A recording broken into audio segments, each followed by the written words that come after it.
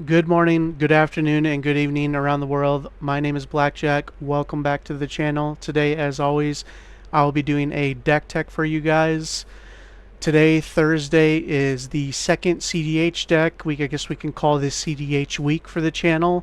This is just kind of a one-off thing where I want to show off the CDH decks that I've played and I have been playing. But if you're interested in having me put a deck together for you in the comment sections down below, I'm looking for any of the following metrics: a bracket, a commander, a budget, any pet cards, and any themes you're looking for. So please leave a comment down below and I'll put a deck together for you. So, we talked about on Monday, my main CDH deck for a very long time has been Tim Necrom. I've just recently put together Glarb, Calamity's Augur. I wanted to reduce the amount of colors. I was not a huge fan of red, and it felt like red just really wasn't providing me what I was really looking for in CDH, which was being a little bit lower to the ground and a little bit more on the board versus just interacting. So I've decided to go with Glarb. I've been looking at a lot of lists. I've been following a lot of trends in competitive Commander. And not only is Glarb interesting because of the name and because it's a frog, but I have a special place in my heart for three color decks, which should be pretty obvious by now based on all the personal decks that I've shown. So three colors is kind of my preferred place in Commander, even in CDH. And I just feel like I'm much happier to play green and have more interaction and more stuff on the board versus red, where it was essentially there just for a deflecting SWAT, a Rite of Flame, and an Underworld Breach. If Dockside gets unbanned, if Mana Crypt and Jeweled Lotus get unbanned, I do think Glarb gets worse in a vacuum just because Jeweled Lotus really is essentially a Lotus Petal for Glarb. And then you also cannot use Mana Crypt to help cast Glarb, and you cannot play Dockside.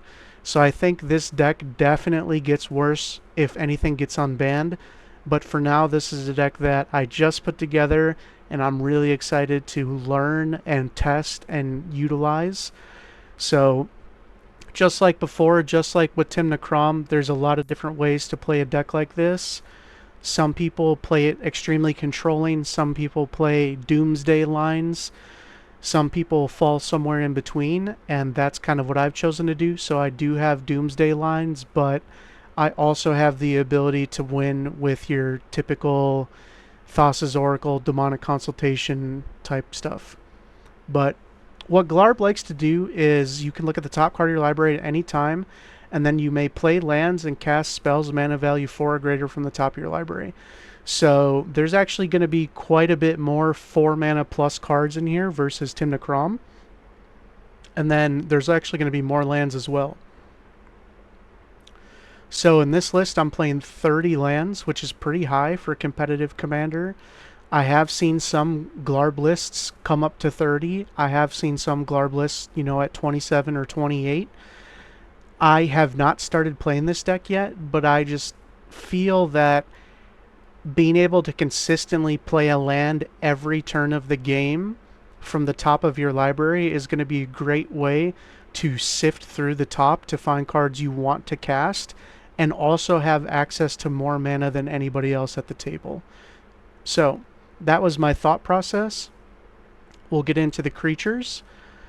You have your package of mana dorks. So there's Birds of Paradise, Bloom Tender, Elves of Deep Shadow, and Delighted Halfling.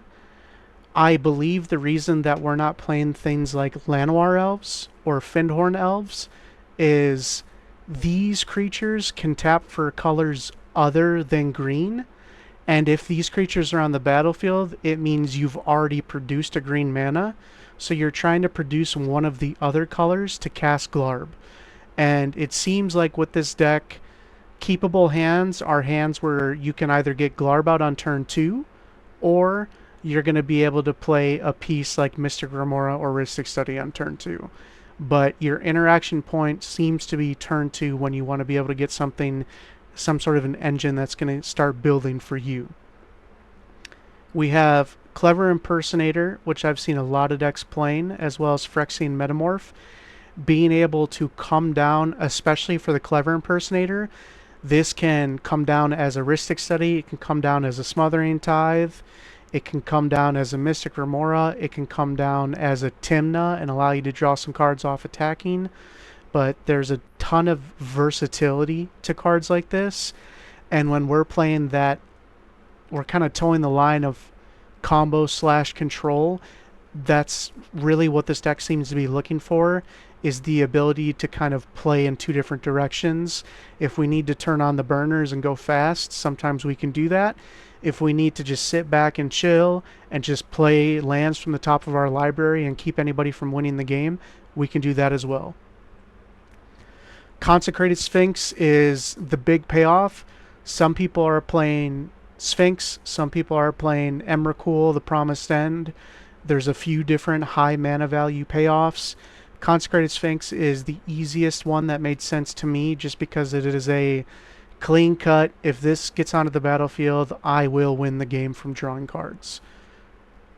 Dauthi Voidwalker is a card you don't see in all of the decks, but I had a really cool version of it, and I do think it is a good quote-unquote stacks piece that pretty much every deck is going to have to interact with. There's a lot of decks that just get haphazardly shut down by Dauthi, or some of their win cons are shut off. So it's one of those stacks pieces that works for you by allowing you to get those cards and being able to cast them by sacking Dauthi, but also as a card that's just going to chill there and essentially demand an answer from the table at the cost of 2 mana. Deathrite Shaman, the best 1 mana Planeswalker ever printed. Elvish Spirit Guide, just like you saw in Simonian Spirit Guide and Tim Necrom, being able to have something like this to get your commander or a major piece like Rhystic Study out faster is always worth it. High Fae Trickster is one of the ways that we are going to give our stuff flash. And I believe we're also playing Born Upon the Winds, so we also have lines where we can play at instant speed. We have Ledger Shredder, so we're kind of getting into like the value pieces. You have things like Ledger Shredder, you have things like Polywog Prodigy. These allow you to sometimes keep hands that aren't amazing, but these guys are going to help you dig out. So there is tons of different creatures that Glarb is playing, and just like you saw in Tim Necrom, my experience with CEDH has always been 2 mana is the point where you want to be putting an engine piece on the battlefield. So I'm trying pieces like this, plus Polywog Prodigy is a frog and a wizard just like Glarb, so obviously they're cousins. Mockingbird we've talked about before. I'm seeing it in most lists that play blue these days, at least value lists, not like super combo heavy. Notion Thief and Opposition Agent. So a big difference between Tim Necrom and us is we are playing cards like this in order to actually interact on the board. So instead of holding a counterspell in our hand for a card draw spell, we're going to be playing a Notion Thief or an Opposition Agent in response to somebody drawing a card or searching their library. Again, to me, I read it as kind of a Dauthi Voidwalker type effect, where these are just cards that don't cost us a lot. Obviously, they cost us 1 card in our hand to cast, but then they're either going to demand an answer or they're going to garner us a ton of value. Orcish Bowmasters. Some people have been cutting it from their list because it just gets copied by other players, and then all of a sudden you're getting your birds and your Bloom Tender just shot, and that would feel bad, but I think Bowmasters is too good not to play. Seedborn Muse is one of your main engines and one of the things that you are going to be searching for more often than not. Being able to use Glarb to surveil every single turn from the top of your deck is going to put you way ahead of the table. Thassa's Oracle, Same win cons as before, except now we have a Doomsday line as well. Otherwise, you can just Tainted Pact or Demonic Consultation with it. And then Valley Floodcaller also came over from Tymnacrom. Sorceries, so Beseech the Mirror is one extra tutor that we're not playing in T and K, Tymnacrom, as well as Mnemonic Betrayal. So I actually cut this from Tymnacrom because it just felt like I wasn't utilizing it almost ever.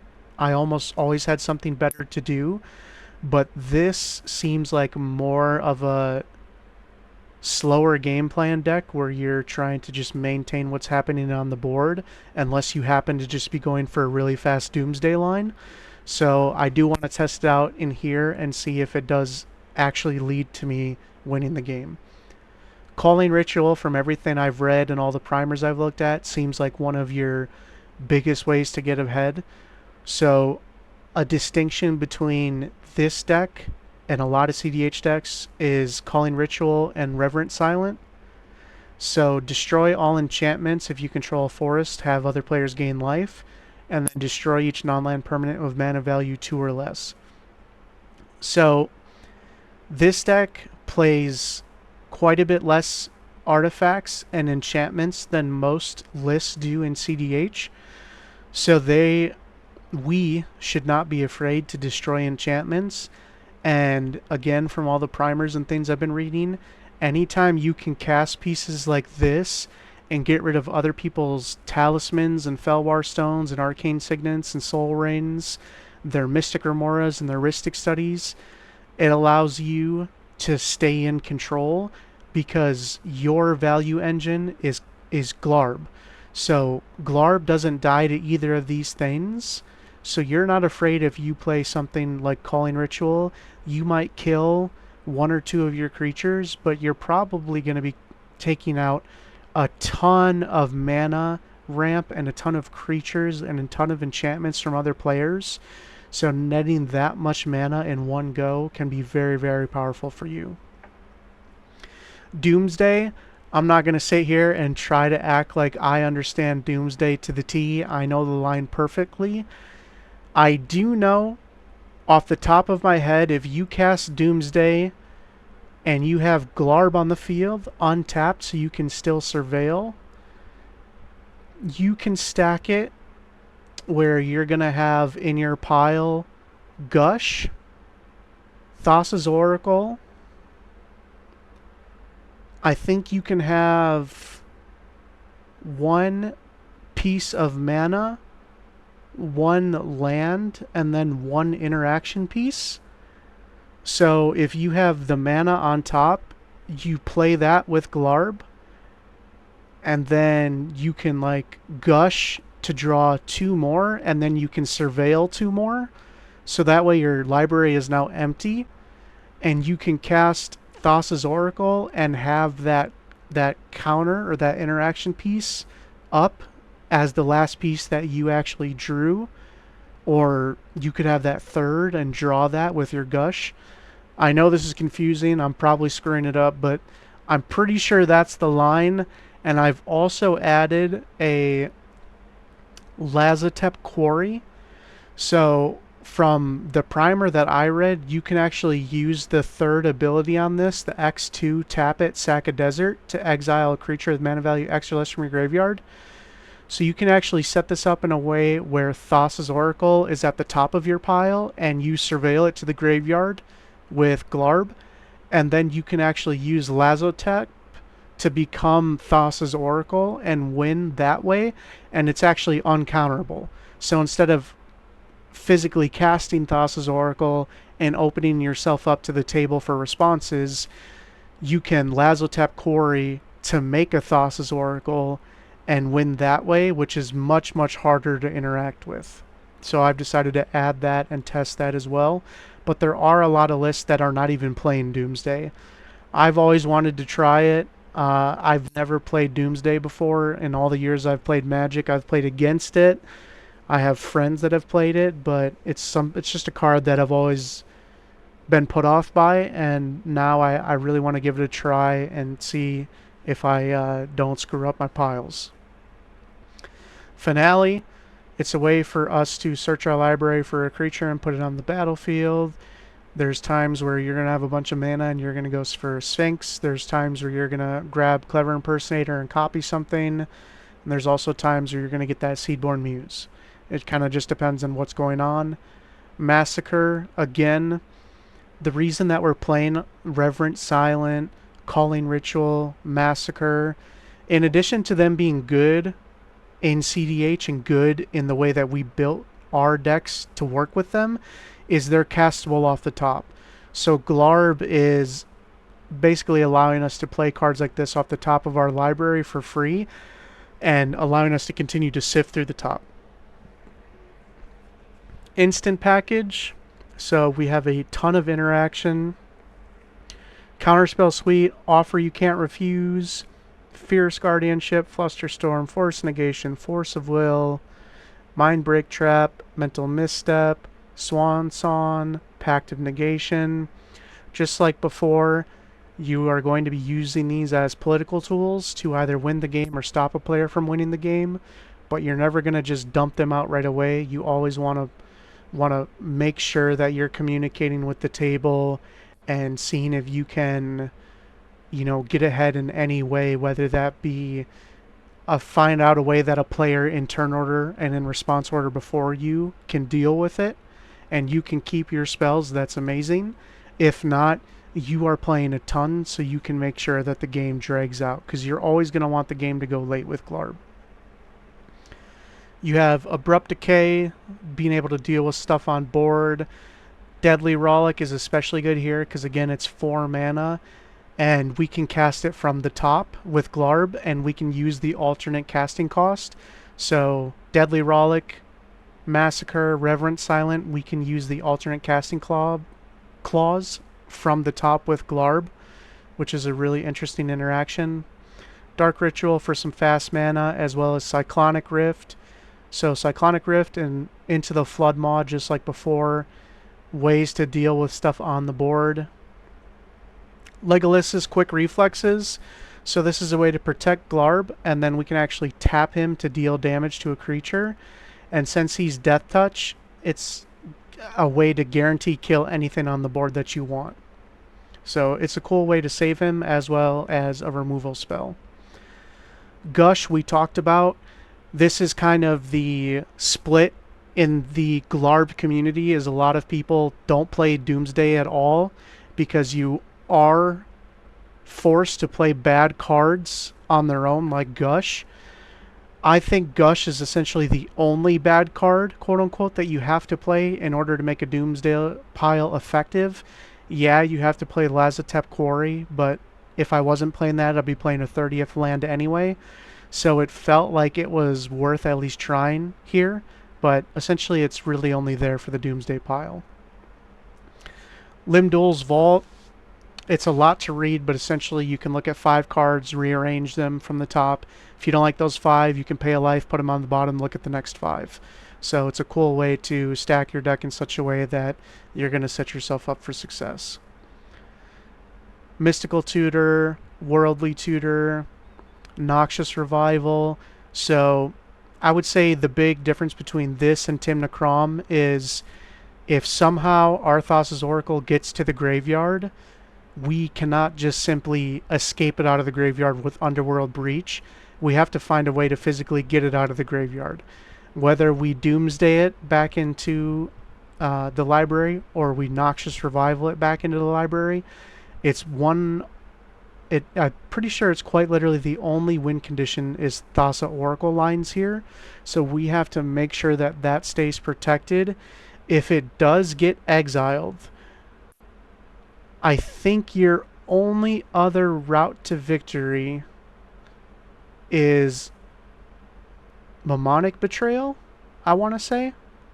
I'm pretty sure there's nothing else that's going to allow you to outright win the game, which is the one thing that I would say is my biggest fear playing this deck, is unlike Timna Krom where you had the Underworld Breach lines, this is essentially a Doomsday set up Thassa's Oracle in some way, but at least in Timna Krom you could get Thassa's Oracle out of the graveyard by escaping it. In this deck, it feels a little bit more scary to let your Oracle go to the graveyard. I don't know why you'd ever let that happen, but, you know, if it haphazardly happens with a Wheel of Fortune or something like that, that is one thing I'm actively thinking about as I put this deck together is there a different way to win the game without me being 100% committed to Thassa's Oracle? Because as you can see, we don't have the Brain Freeze Lion's Eye Diamond line here either. Snuff Out is another cool piece that you can cast from the top for its alternate cost for free. And then we already talked about Tainted Pact. You already know why it's here. Vampiric Tutor is pretty obvious. Veil Summer is a good interaction piece that you get access to in green. That's essentially a counterspell that draws a card. Artifacts were fairly light, and the reason for that again is because we're going to be playing things like Culling Ritual, and I'm also probably going to add a Force of Vigor in here at some point. While I'm thinking about it right now, I'm actually going to throw it in, so we'll be at 101 cards. I'm not sure what I'm going to cut yet, but the more that I'm reading this deck and the more that I'm understanding it, the more I want my stuff from the top to be castable by Glarb as often as possible. But you have your good ones. You have Arcane Signet, Felwar Stone, because they can tap for all your colors. Chrome Mox, Lotus Petal, Mana Vault, Mox Amber, Mox Diamond, the One Rain we've already talked about, and Soul Rain. I have seen some lists play Grim Monolith. I've seen some lists play 1 or 2 Talismans. Again, this isn't a guaranteed thing. This list will change over time, but this is my starting point. Finally, enchantments, exploration. The primers that I've read have said you're playing pretty much more lands than anybody else in CEDH, so getting ahead of the table with concrete, hard to interact with permanents like lands is much better than playing something like a talisman. You have Mystic Remora and Rhystic Study, which speak for themselves in blue, and then finally Necropotence. So I do have this sweet version. I'm excited to play it, and it is, in a really weird way, it is this deck's version of Ad Nauseam. This deck doesn't play Ad Nauseam because 1, it's not trying to go that fast, and 2, your average mana cost is higher than Timnachrom, which is going to hurt your life total a lot faster. Interactive lands, we have Beseiju, we have Otawara, Manamo to untap Glarb or untap the One Rain, very powerful. Lazotep Quarry as part of that Doomsday line. And I believe that is all of the special pieces. As you can see, there's a row of considering and sideboard pieces. These are just pieces that I've looked at from other lists. Pieces that I would probably like to try. Misdirection is another card that I think probably belongs in here just because it's castable from the top of your library. Oko, I think if you ever had 3 mana and you could choose between Oko and Glarb, you're going to cast Glarb. But if Glarb's already out, Oko, for what it costs, it's extremely powerful. I mean, you can +1 to just turn a creature into an elk and turn it off. So it's a card that I'm looking at as well. But this is the starting point, so I'll make changes. If you're interested in keeping up, just keep an eye on the deck list. And thank you so much for watching. As always, Godspeed.